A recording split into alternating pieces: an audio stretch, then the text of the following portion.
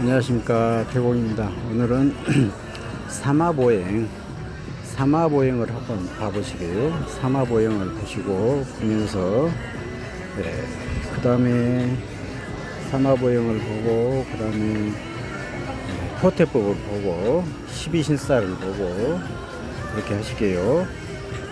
오행의 종류는 굉장히 많아요. 오행의 종류는 굉장히 많은데 가장 기본적인 것이 정오행이에요. 정오행은 봄, 여름, 가을, 겨울 1년은 4계절로 만들어졌잖아요. 그래서 봄은 목이라고 하고, 봄에는 나무들이 성장하잖아요. 씨에서 나무가 성장해서 나오잖아요. 그래서 봄은 목이라고 하고 초록색으로 표현한다. 여름은 뜨거운 화의 계절이잖아요. 그래서 여름은 화의 계절이라고 하고 붉은색으로 표현한다. 가을에는 모든 곡식들이 금동으로 변하잖아요. 그래서 황금의 계절 그러잖아요. 가을은 금의 계절이고, 쌀의 색깔, 그때 쌀이 생산되잖아요. 쌀의 색깔인 백색으로 표현한다. 겨울에는 밤이 깊으잖아요. 겨울에는 밤이 깊어서 검정색으로 표현하고, 밤의 색깔. 또 물이 얼어버리니까 수의 계절이라고 한다. 그래서 목화, 토, 금, 수, 이렇게 목화, 토, 금, 수. 목화, 토, 금, 수로 봄은 목이라고 하고, 여름은 화라고 그러고, 가을을 금이라고 그러고, 겨울을 수라고 그런다 했잖아요. 근데 계절과 계절 사이는 토다. 계절과 계절 사이는 비가 오잖아요. 그래서 비가 오는 계절을 토라고 그런다. 비가 오는 계절을. 그래서 목화, 토, 금, 수가 나와요. 그것이 정오행이에요. 정오행은 모든 오행의 기본이에요. 모든 오행 기본. 그래서 사주 기본도 정오행이다. 그 다음에 사마보행은요. 사마보행은 이렇게 세 사람이 만나서, 사람으로 표현하면은 세 사람이 만나서 이렇게 같이 모임을 하는 거예요. 세 사람이 만나서 모임을 하는데, 이렇게 부모 같은 사람을 만나고, 또 젊은 청년을 만나고, 아버지 같이 나이 드신 사람, 또 젊은 청년, 자식 같은 사람이 만나서 이렇게 모임을 맺는데, 그 청년이 가장 힘이 세잖아요. 그래서 청년의 의견을 따른다. 청년이 나이 드신 사람이 회장할 수도 있고 청년이 회장할 수도 있겠잖아요. 그런데 가운데 들어가는 젊은 청년이 회장이 된다. 회장의 명령에 따라서, 의견에 따라서 회의가 이렇게 자꾸 변하기도 하잖아요. 그래서 가운데 들어가는 청년의 의견을 따른다. 회장의 의견을 따라야 되겠잖아요. 그래서 그 청년이 가운데 들어가는 회장은 항상 사마보행의 왕지가 된다. 봄하고 여름하고 가을이 만나서 사마보행이 되는데, 봄, 여름, 가을 중간에가 여름이 들어갔잖아요. 그 여름이 중간에 들어간 여름이 회장을 한다. 회장의 명령에 따라간다. 그래서 봄의 첫 번째 글자 인, 여름의 두 번째 글자 오, 가을의 세 번째 글자 술. 그래서 인오술 그래요. 다시 한번 말씀드리면은 봄은 여름의 부모예요. 봄은 여름의 부모. 그 다음에 여름이 중간에 가 있고, 가을은 여름의 자녀네요. 다시 말씀드리면은 봄은 여름의 부모, 그 다음에 여름이 있고, 가을은 여름의 자녀. 그렇기 때문에 여름이 기준이 되잖아요. 여름이 화라는 기운이 형성을 한다.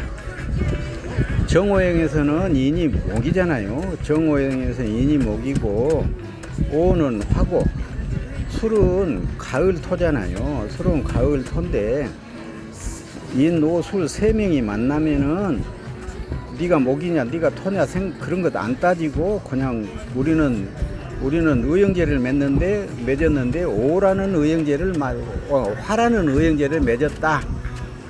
화라는 의형제를 맺었다. 그러고 말을 한다. 그 다음에 여름의 첫 번째 글자 사, 가을의 두 번째 글자 유, 겨울의 세 번째 글자 축이잖아요. 그래서 사유축이 만나면은 가운데 글씨 유, 가을 금기운을 형성한다. 그래서 4월 사유축, 여름의 첫 번째 글자, 가을의 두 번째 글자 유, 겨울의 세 번째 글자 축이 만나서 사유축 금국이라고 그런다. 금국. 그 다음에 가을의 첫 번째 글자 신, 겨울의 두 번째 글자 자, 봄의 세 번째 글자 진. 그래서 신자진, 신자진이 만나서 겨울기운 수국이라고 그런다. 수국. 그 다음에 겨울의 첫 번째 글자 해, 봄의 두 번째 글자 묘, 또 여름의 세 번째 글자 미.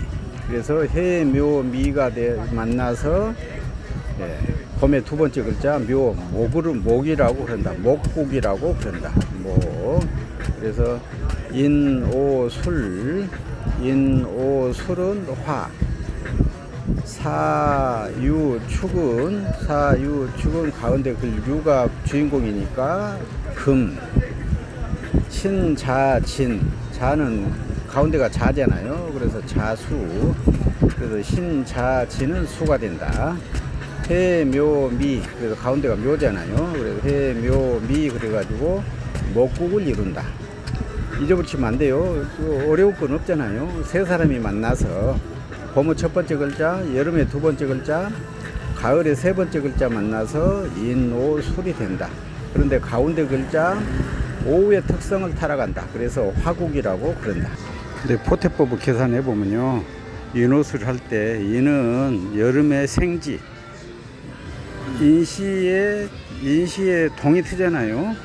인시에 동이 트니까, 동이 텄다는 이야기는 태양이 출생을 했다고 말이거든요. 그 다음에 오시에 태양이 극광하잖아요. 그래서 정오라 하잖아요. 그 다음에 술시에 태양이 어둠 속에 갇힌다. 술시에 태양의 묘지가 된다. 그래서 생왕묘가 되어서 삼화보행이에요. 그래서 그런데 이제 이렇게 포태법을 하기 전에는 인오술이 무엇인지, 해매묘가 무엇인지 모르잖아요. 그래서 봄의 첫 글자, 여름의 두 번째 글자, 가을의 세 번째 글자라고 말씀드렸습니다. 잘 기억해서 이렇게 삼화보행을 하시면은, 그 다음에 이제 포태법을 들어가요. 포태법에 들어가면은 이렇게 더 자세하게 아시게 되고, 또 포태법에 들어가면은 12신살, 뭐 역마살, 뭐 화개살, 뭐 그런 거 있잖아요. 도화살, 그런 것도 이해를 하시게 돼요. 꾸준히 공부하시고, 직접 들어오시려면은 담양 노인복지센터 화요일 날 오시면 돼요. 오전에.